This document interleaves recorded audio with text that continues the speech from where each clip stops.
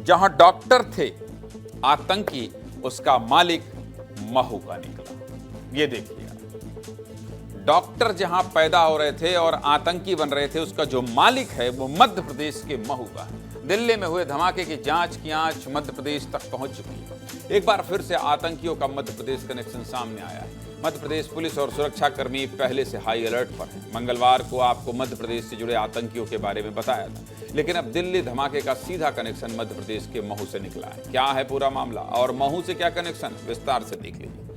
सोमवार को दिल्ली में हुए धमाके से पहले देश भर में आतंकियों के खिलाफ ताबड़तोड़ कार्रवाई की गई थी। यहां तक कि हरियाणा, उत्तर प्रदेश सहित कई जगह छापेमारी के बाद 7 आतंकियों को जम्मू कश्मीर पुलिस ने गिरफ्तार कर लिया था, जिनके पास से करीब 2900 किलो विस्फोटक बनाने का सामान मिला था। इन आतंकियों में 3 डॉक्टर भी थे।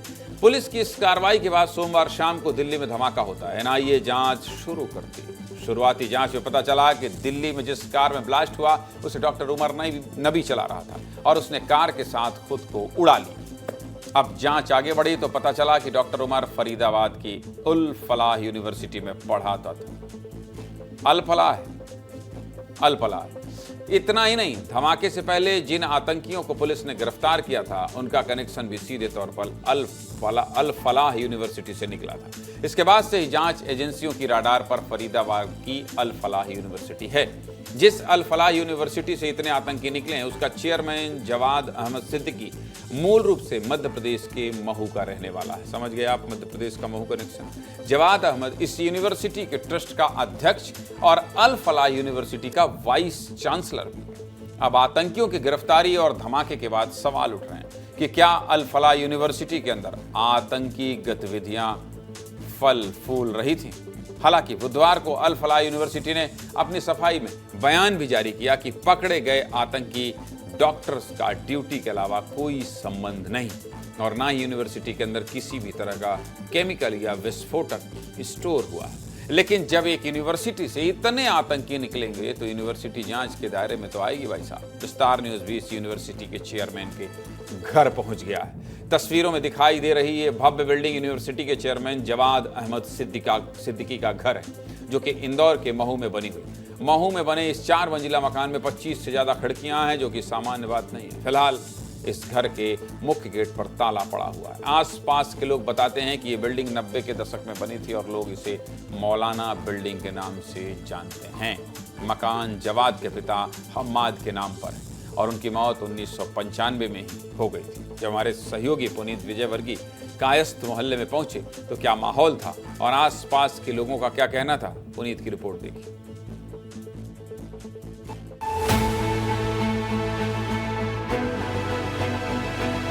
ये जवाद अहमद सिद्दीकी का ये बिल्डिंग नजर आ रही है। इस बिल्डिंग में रहा करते थे। 2001 में यहाँ से छोड़कर चले गए थे। जो जवाद के भाई हैं हमाद, उन्होंने सबसे पहले धोखाधड़ी की, एक निजी बैंक बनाया, करोड़ों रुपए इंदौर, महू और आसपास के लोगों के वो खाकर भाग गए। काफी लंबा कारोबार चल रहा था यहाँ पर। उसके बाद में फिर वो धीरे धीरे खत्म होता चला गया। लोगों को पैसे भी कम देने लग गए, लेट करने लग गए और एक टाइम ऐसा आया कि वो क्लोज करके चले गए। वो तो जब से फरार हुए इधर से, उसके बाद में उनको देखा ही नहीं गया। जने कितने रुपए लेके भगे हैं, तो बहुत सालों से भगे हुए हैं। ये देखिए यहाँ पर लॉक लगा हुआ है। ये एक साइड वाला डोर है। ये जो मेन डोर है, मुख्य गेट है, इस पर भी लॉक लगा हुआ नजर आएगा। ये काफी बड़ी बिल्डिंग है और इस पे कई सारी खिड़कियां भी है। 25 से अधिक खिड़कियां इस बिल्डिंग में होने की बात कही जाती है। यह और ज्यादा संवेदनशील इसलिए हो जाता है क्योंकि महू यानी मिलिट्री हेडक्वार्टर ऑफ वॉर। ऐसे में महू से इस व्यक्ति का जुड़ा होना राष्ट्रीय एजेंसियों को कई ज्यादा टेंशन में डाल चुका है।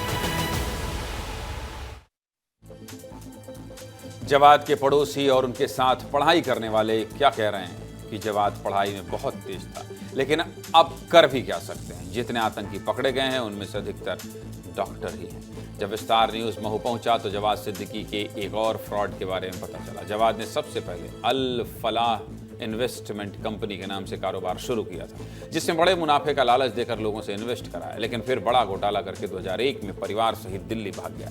हमारे सहयोगी को एक ऐसे पीड़ित भी मिले जो जवाद सिद्दीकी के झांसे में आए। उनका क्या कहना था, ये भी सुन लीजिए। मऊ की बोली वाली जनता को लालच दिया था कि जो पीतमपुर में फैक्ट्री खोलेंगे, 55 करोड़ की लागत से 155 की ऐसी कुछ करोड़ की लागत से फैक्ट्री बन रही है, इसके अंदर आपको रोजगार दिया जाएगा मऊ शहर के युवाओं को, और ऐसे करके उन्होंने लालच दे के, और एक पार्टी का समारोह भी करा था इन्होंने पीतमपुर के अंदर, और ये पैसा खा के भग गए। लोगों ने मतलब भीख मांग के लोगों ने, भिखारी लोगों ने भी पैसा यहाँ पे जमा कराया। लोगों ने मंगलसूत्र रख दिया, अपनी प्रॉपर्टी रख के लालच में, ब्याज के लालच में, और लोगों ने सब पैसा रख के यहाँ पे, और अचानक ही कुछ समय बाद जो है अच्छा पैसा हो गया, सब कुछ हो गया, भग गए। हाँ, मेरे भी 2-3 लाख रुपए थे, लेकिन वो भी सब ले लो के भग गए। अब दिल्ली धमाके के इस महू कनेक्शन के बाद इंदौर पुलिस सजग है और जांच में जुट गई है। जांच की कमान खुद इंदौर के आईजी अनुराग ने संभाल रखी है और उनका कहना है कि वो जवाद अहमद सिद्दीकी के पूरे परिवार के सभी रिकॉर्ड्स खंगालेंगे और कुछ भी संदिग्ध मिला तो सीधे कार्रवाई होगी। क्या कह रहे हैं इंदौर के आईजी, ये भी सुन लीजिए। इसके बारे में हम विस्तृत जानकारी इकट्ठे कर रहे हैं, हम इंक्वायरी कर रहे हैं कि क्या चीज़ें हैं और कौन लोग यहाँ रहे थे या नहीं रहे थे। इसके बारे में हम जानकारी एकत्रित करके हम इंक्वायरी कर रहे हैं।